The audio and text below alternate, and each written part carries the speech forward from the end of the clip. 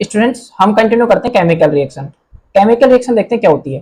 Chemical ये एक तरीके की केमिकल प्रोसेस है इन which one or more substance react with each other to form a new substance is called chemical reaction. तो उसको हम केमिकल रिएक्शन बोलते हैं, यानी कि जब कभी भी एक या एक से ज्यादा सब्सटेंस आपस में रिएक्ट करते हैं और रिएक्ट करने के बाद में कोई नया सब्सटेंस फॉर्म करते हैं तो उस प्रोसेस को बोलते हैं अपन केमिकल रिएक्शन। और ये एक तरीके का केमिकल प्रोसेस है, ठीक है ना।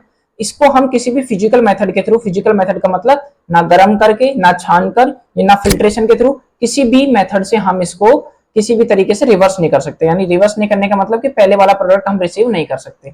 हम देखते हैं कि जब कभी भी केमिकल रिएक्शन होगी तो उसकी हम आइडेंटिफिकेशन कैसे करेंगे, यानी कि केमिकल रिएक्शन इन्वॉल्व का मतलब ये हुआ कि हम उसकी आइडेंटिफिकेशन कैसे करेंगे। जब भी आपको दो सब्सटेंस दे दिए जाए और आपने अगर उनके बीच में केमिकल रिएक्शन करा दिया तो आप उसको पहचानोगे कैसे। तो पहचानने के कुछ तरीके हैं, उनमें सबसे पहला पॉइंट है आपका चेंज इन कलर, यानी कि जब भी केमिकल रिएक्शन होगी तो आपको कलर में चेंज देखने को मिलेगा या फिर स्टेट में चेंज देखने को मिलेगा। स्टेट में चेंज से क्या मतलब है, तो अगर कोई चीज सॉलिड है तो वो किस में दिख जाएगी, लिक्विड में अगर कन्वर्ट हो रही है या फिर लिक्विड से अगर गैस में कन्वर्ट हो रही है तो आपको समझ जाना है कि वहां पर भी केमिकल रिएक्शन हुई है। तो इस तरीके से आप स्टेट में चेंज देखने को मिलेगा, ठीक है ना।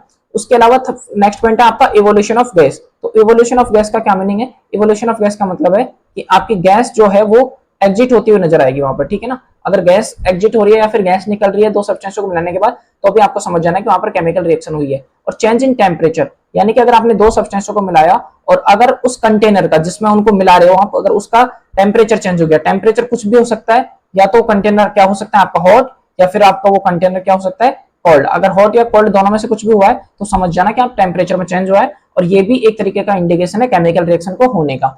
नेक्स्ट हम देखते हैं कि डेली लाइफ में केमिकल रिएक्शन हमें कहां देखने को मिलती है। तो डाइजेशन ऑफ फूड हमारा एक केमिकल रिएक्शन का एग्जांपल है, रेस्पिरेशन भी एक केमिकल रिएक्शन का एग्जांपल है, रस्टिंग ऑफ आयरन यानी कि लोहे पर जंग लगना भी एक केमिकल रिएक्शन का एग्जांपल है, फॉर्मेशन ऑफ कर्ड ये भी एक तरीके का केमिकल रिएक्शन का एग्जांपल है।